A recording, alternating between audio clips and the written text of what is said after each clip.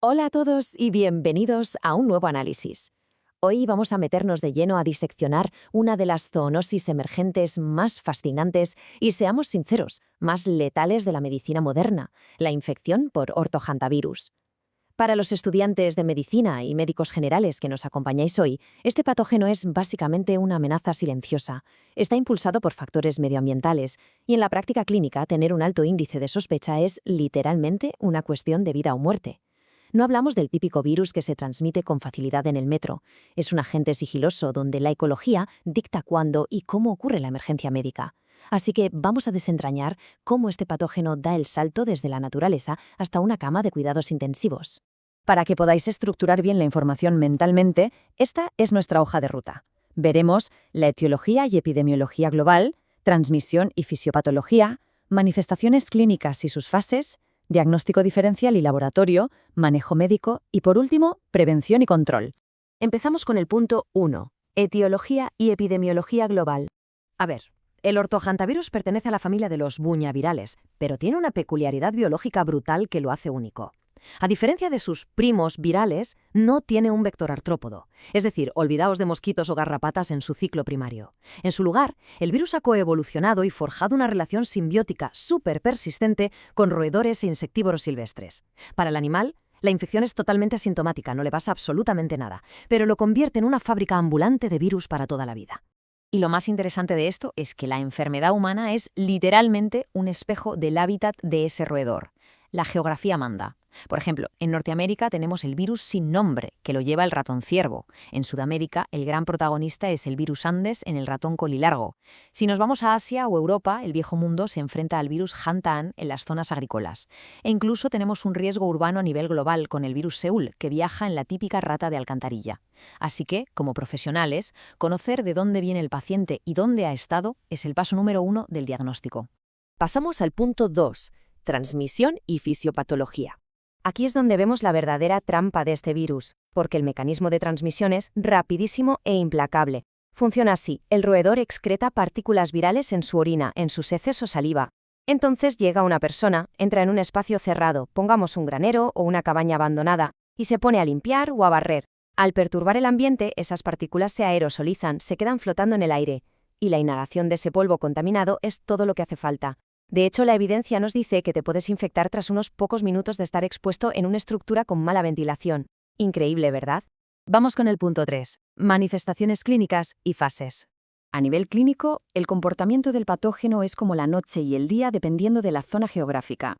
Las variantes del viejo mundo causan lo que llamamos fiebre hemorrágica con síndrome renal, que, como os podéis imaginar, ataca a los riñones y provoca trastornos de la coagulación. Por el contrario, en las Américas, el panorama cambia al síndrome cardiopulmonar por hantavirus. Y ojo, porque esta variante del Nuevo Mundo es una emergencia médica absoluta. Hablamos de un colapso respiratorio súper rápido y catastrófico. Tener clara esta distinción es vital en urgencias para anticiparse a lo que le va a pasar al paciente. ¿Y el tiempo? El tiempo no perdona con el síndrome cardiopulmonar.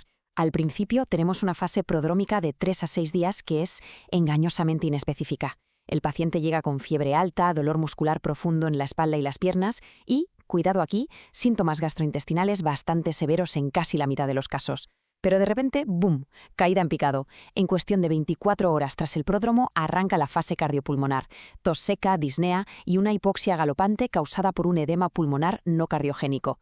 Los pacientes que logran sobrevivir a este shock entran en una convalecencia larguísima, marcada por una fatiga que puede arrastrarse durante meses. Si os fijáis en los criterios clínicos exactos que marcan las autoridades sanitarias, la alarma tiene que sonar inmediatamente si veis esa tríada prodrómica, y el paciente empieza a desarrollar infiltrados pulmonares bilaterales o un cuadro que encaja con un síndrome de distrés respiratorio agudo, el SDRA.